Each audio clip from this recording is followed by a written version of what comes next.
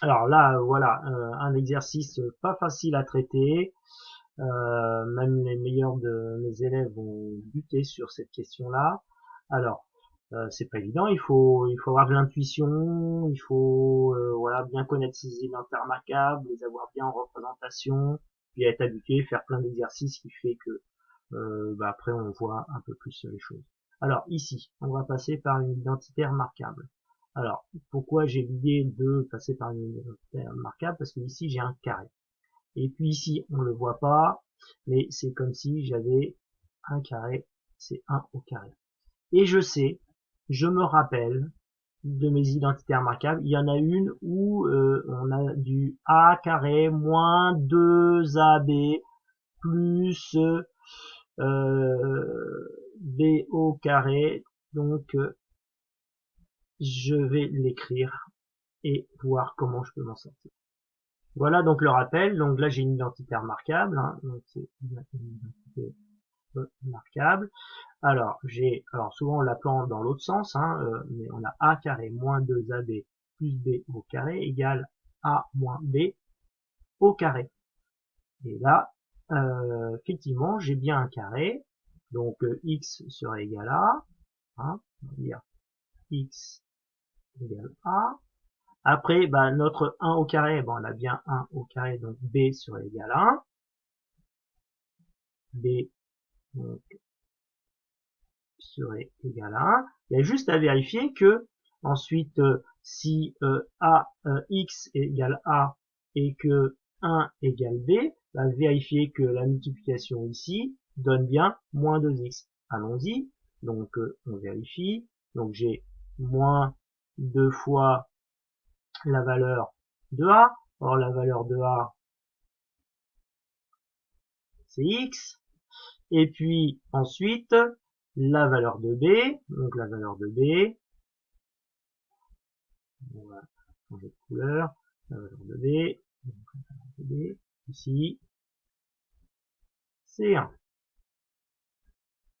Donc on a moins 2 fois x fois 1, on a des fois entre, voilà.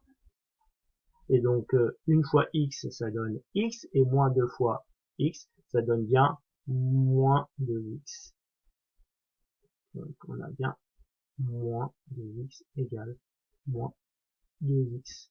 Voilà, donc l'intuition que j'ai eue, j'ai vérifié, hein, peut-être que ici ça aurait pas marché, si j'avais moins 4, ben, ça marcherait pas. Voilà, donc là à ce moment-là, vous apprendrez ça l'année prochaine, comment on fait pour résoudre ce genre de d'équation. Alors, donc du coup, je reviens à mes moutons.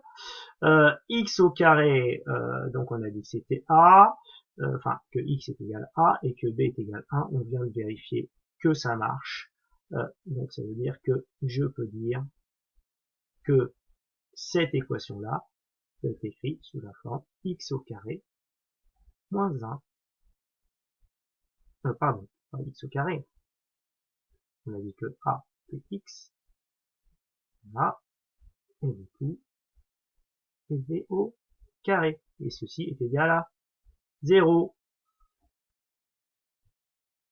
Alors en fait, comment on va s'en sortir? Bah, il faut ici trouver un nombre qui élevé au carré donne 0. Mais le seul nombre qui élevé au carré donne 0, c'est 0. Donc on peut dire que x moins 1 égale 0. Et donc du coup, bah, pour que x moins 1 soit égal à 0, il faut que x soit égal à 1. Donc c'est équivalent à dire que x va être égal à 1.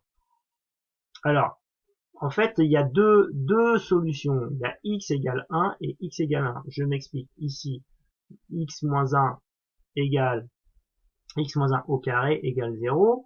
Ça revient à dire que j'ai x moins 1, facteur de x moins 1, qui est égal à 0. Or, un produit de deux facteurs est nul que si l'un de deux facteurs est nul. C'est-à-dire que là, ici, il faut que x soit égal à 1, et ici, x égale à 1. Donc, en fait, il y a deux solutions. On appelle ça une racine double. Ceci est une racine double. Voilà. Ça change rien sur l'ensemble des solutions.